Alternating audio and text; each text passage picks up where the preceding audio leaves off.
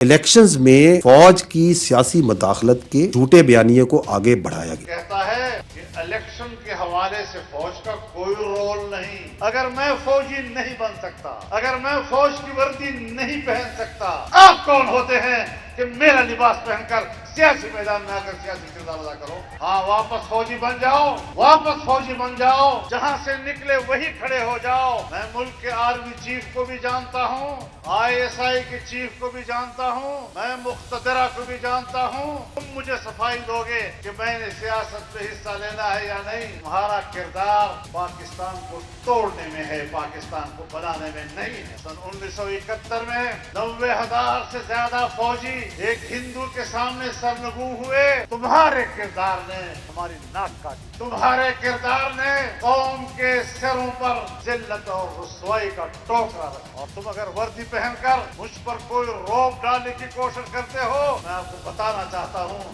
تم سارے مل کر بھی میرے جسم پر روح تک نہیں۔ تو ادھر ادھر کی نہ بات کر، یہ بتا کہ قافلہ کیوں لوٹا؟ مجھے راہ حسن سے غرض نہیں، تیری رہبری کا سوال۔ اگر حالات آگے بڑھتے ہیں، معاملہ جیلوں تک جاتا ہے تو جائیں گے یا نہیں؟ جائیں گے انشاءاللہ۔ میں جس جگہ پہ کھڑا ہوں کسی دلیل سے ہوں، میں یوں ہی دست و گریباں نہیں زمانے سے۔ ایک دو دن قبل افواج پاکستان کے ایک ترجمان کی پریس کانفرنس، جو غالباً 3 گھنٹوں پر محیط تھی، اور کچھ پتہ نہیں چلا کہ 3 گھنٹے میں اس نے کہا کیا ہے۔ اتنی فصاحت و بلاغت کے ساتھ بات کر رہا تھا۔ وہ بظاہر تو تاثر دے رہا تھا کہ وہ یہ باتیں کسی اور کے خلاف کر رہا ہے، لیکن جو بھی بات کرتا تھا کوشش کرتا تھا کہ وہ میری باتوں کا جواب دے۔ میں جس جگہ پہ کھڑا ہوں کسی دلیل سے ہوں، میں یوں ہی دست و گریباں نہیں زمانے سے۔ ہمیں کیا پڑی ہے 10 لاکھ لوگوں کو اس میدان میں لانا، سفر کر کے یہاں آنا، سفر اور موسم کی تکلیف برداشت کرنا، پھر کہتا ہے کہ الیکشن کے حوالے سے فوج کا کوئی رول نہیں۔ میں بھی آپ کو بتانا چاہتا ہوں، میں بھی بتانا چاہتا ہوں کہ آئین میں، قانون میں، رولز میں کوئی رولز نہیں ہے کہ فوج سیاست میں بات کرے، اور میں بھی مانتا ہوں کہ آئین اور قانون کی روح سے تمہارا کوئی رول نہیں، لیکن یہ سارا رولا ہی تیرا ہے، رولا تیرا ہے۔ کہتا ہے فوج پر تنقید کرنا یہ ملک سے بغاوت ہے، فوج پر تنقید کرنا یہ تو ملک کے خلاف بات کرنی ہے۔ ہاں، میں بھی جانتا ہوں فوج میری ریاست کی محافظ ہے، لیکن جب آپ آئینی آرٹیکل کے مطابق حلف اٹھاتے ہو فوج میں شامل ہونے کے وقت کہ میرا سیاست سے کوئی تعلق نہیں ہوگا، میں سیاست میں کوئی حصہ نہیں لوں گا، پھر جس وقت تم سیاست میں حصہ لیتے ہو تو پھر تم اس وقت پاکستان کے فوجی نہیں رہتے، اس لیے میں تم پر تنقید کرتا ہوں۔ میں ملک میں کوئی اندھی سیاست نہیں کر رہا، میں ملک کے آرمی چیف کو بھی جانتا ہوں، ISI کے چیف کو بھی جانتا ہوں، میں مقتدرہ کو بھی جانتا ہوں، میں 40 سال سے زیادہ عرصہ پاکستانی سیاست سے وابستہ رہ کر اس چیز سے اب ناواقف ہوں کہ تم مجھے صفائی دو گے کہ میں نے سیاست میں حصہ لینا ہے یا نہیں۔ میرا دعویٰ آپ کے خلاف یہ ہے کہ تم نے سیاست میں حصہ لیا ہے، اس کے بعد تم پاکستان کے فوجی نہیں رہے کہ میرے اوپر تمہارا احترام لازم ہے۔ ہاں، واپس فوجی بن جاؤ، واپس فوجی بن جاؤ، جہاں سے نکلے وہی کھڑے ہو جاؤ، میں آپ کے شانہ بشانہ کھڑا ہو جاؤں۔ شاید یا تم نے مجھے نہیں پہچانا یا میں نے تمہیں نہیں پہچانا، لیکن مجھے پوری طرح اطمینان ہے کہ میں نے آپ کو ٹھیک سمجھا، کہ آپ کے بارے میں اپنی رائے دینے میں کوئی کسی قسم کا تردد نہیں ہے۔ میرے محترم دوستو، پاکستان کے قیام میں تمہارا کوئی رول نہیں۔ پاکستان کو پاکستان کی ہندوستان کے مسلمانوں نے بنایا، عوام نے بنایا، قربانیاں دی، اور ان قربانیوں کے نتیجے میں پاکستان بنا ہے، اور پاکستان کا جھنڈا تم نے نہیں لہرایا، پاکستان کا جھنڈا ہم نے لہرایا۔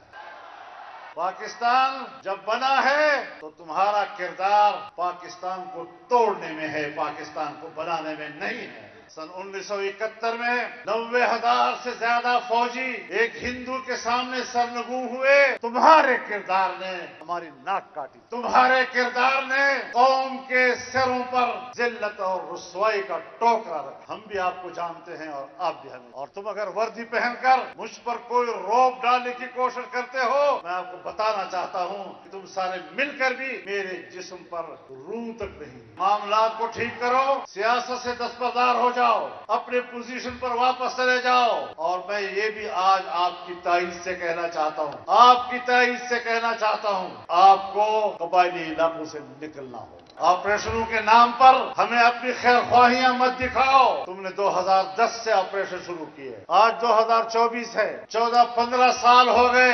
हमें अमन देने के नाम पर कबाइल को तबाह बर्बाद कर दिया। तुमने अफगानिस्तान की सरहद पे बाढ़ लगाया। खुद बाजवा साहब ने मुझे कहा कि अब हमने बाढ़ लगा दिया है, कोई शख्स न उधर जा सकेगा न इधर आ सकेगा। 40,000 लोग उधर गए, 20 साल वहां लड़े और फिर तुम्हारे बाढ़ को उड़ा के वापस आ गए। आज फिर मेरी जिंदगी क्यों खतरे में है? अगर आप मेरे वाकई मुहाफिज हैं तो, अगर आप मेरे मुहाफिज हैं तो आज फिर क्यों मैं उस मुश्किल से गुजर रहा हूं? आज मेरे रास्ते फिर गैर महफूज क्यों हैं? आज मेरे गलियां क्यों गैर महफूज हैं? आज मेरे मुल्क के शहरी क्यों गैर महफूज हैं? तो इसका माना यह है कि हमने आपके ऑपरेशन के हवाले से जो उस वक्त तहफ़्फ़ुज़ात दिए थे वो ठीक थे, और आपने जो हमें अमन और अमान का इत्मीनान दिलाया था, तुम अपने दावों में गलत साबित हुए हो। मुझे याद है बाज़ उन लोगों के वो अल्फाज मुझे ज़बान पर लाने में शर्म आती है, जब इन्हीं लोगों ने कहा छोड़िए मौलाना, कबाइल भी कोई ऐसे लोग हैं जिनसे पूछने की जरूरत होती है। मैं अपने आवाम के बारे में तुम्हारी राय जानता हूं। मैंने कोई चोरी छुपे नहीं ये मुलाकात की, मैं बरमला गया हूं। लेकिन फिर बताओ, इलेक्शन के वक्त तुम पर दबाव आया या नहीं? तुम्हें अमरीकियों ने कहा या नहीं कि ये तो फिलिस्तीनी और हमास की हिमायत करता है, आइंदा असेंबलियों में हम उनको नहीं देखना चाहते? अगर तुम्हारे अंदर ईमान है तो सच बोलो कौम के सामने। तुम बाहर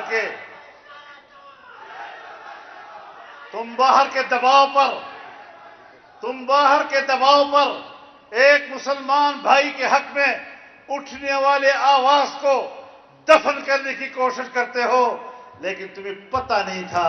गुलामाना जहन फिर सोचता नहीं है कि मुझसे क्या करवाया जा रहा है। आज कहते हो 9 मई 9 मई 9 मई, और 9 मई को जो हुआ था वो गद्दारी है और हम ये कर देंगे, हम वो कर देंगे। और खुदा के बंदे, तुम्हारी धांधली के नतीजे में जो मैंडेट सामने आया, अब 2 रास्ते हैं आपके लिए। या कह दो कि हमने धांधली की है, जिस तरह के हमारा दावा है आपके ऊपर, कह दो कि हमने धांधली की है। और अगर तुमने धांधली नहीं की तो फिर अवाम ने आपके 9 मई के बयानिए को दफन कर दिया, उसे मुस्तरद कर दिया। तू इधर उधर की न बात कर, ये बता कि काफिला क्यों लुटा। मुझे राह हसन से गरज नहीं, तेरी रहबरी का सवाल है। हमने ऐलान कर दिया कि अब फैसले ऐवान में नहीं, मैदान में होंगे। और पेशावर का ये मैदान जो कई किलोमीटर तक आपने भर दिया है, अगर वो ये समझते हैं कि अवाम होते क्या हैं, अवाम होते क्या हैं, तुम्हें भेड़ बकरियों की तरह समझते हैं, जैसे चाहे वो हमें हांकें, तो या अभी तक मुल्क मरा नहीं है, अभी तक जमीयत उलमा जिंदा है, अभी तक फजल रहमान जिंदा है। वो निकलेगा और कौम को बताएगा कि आप ही हैं, आप जिंदा कौम हैं, आप मुजाहिद कौम हैं, आप मैदान में हैं। आपकी असेंबली आपकी नुमाइंदा नहीं है, ये स्टेज और इस स्टेज पर बैठी हुई क़यादत यही आपकी नुमाइंदा है। हम कोई मफाद लेकर घरों से नहीं निकले, کہ آپ ہمیں پیشکشیں کرتے رہیں اور کوئی اچھی سی پیشکش آئی اور ہم نے قبول کر لی. ہم نے پورا مینڈیٹ آپ کو بتا دیا ہے. ہم پبلک کے مینڈیٹ کے ساتھ بات کر رہے ہیں. ہم آئین کی زبان میں بات کر رہے ہیں. تم آئین کو قبول کر لو, آئین کے مطابق زندگی گزارو, آئین کے مطابق جنرل رہو, آئین کے مطابق فوجی رہو. میں سب سے زیادہ آپ کا احترام کرنے والا ہوں. اگر میں فوجی نہیں بن سکتا, اگر میں فوج کی وردی نہیں پہن سکتا اور میرے لیے جائز نہیں ہے, میرا آئین و قانون مجھے اس کی اجازت نہیں دیتا, آپ کون ہوتے ہیں کہ میرا لباس پہن کر سیاسی میدان میں آ کر سیاسی کردار ادا کرو؟ نعرے تکبیر! اگر حالات آگے بڑھتے ہیں اور معاملہ جیلوں تک جاتا ہے تو جائیں گے یا نہیں؟ جائیں گے انشاءاللہ, جائیں گے. کھڑے ہو جاؤ, تمام کھڑے ہو جاؤ, ہاتھوں میں ہاتھ دے دے, کھڑے ہو جائے, قید کے ساتھ یکجہتی کا اظہار کریں. تو میرے محترم دوستوں, یہ وہ پیغام ہے جو ہم ان اجتماعات کے ذریعے اپنے مقتدرہ کو بھی پہنچانا چاہتے ہیں, اپنی بیوروکریسی کو بھی پہنچانا چاہتے ہیں, بین الاقوامی اسٹیبلشمنٹ کو بھی بتانا چاہتے ہیں. ہم پاکستان میں غلام بن کر زندہ رہنے کے لیے تیار نہیں ہیں.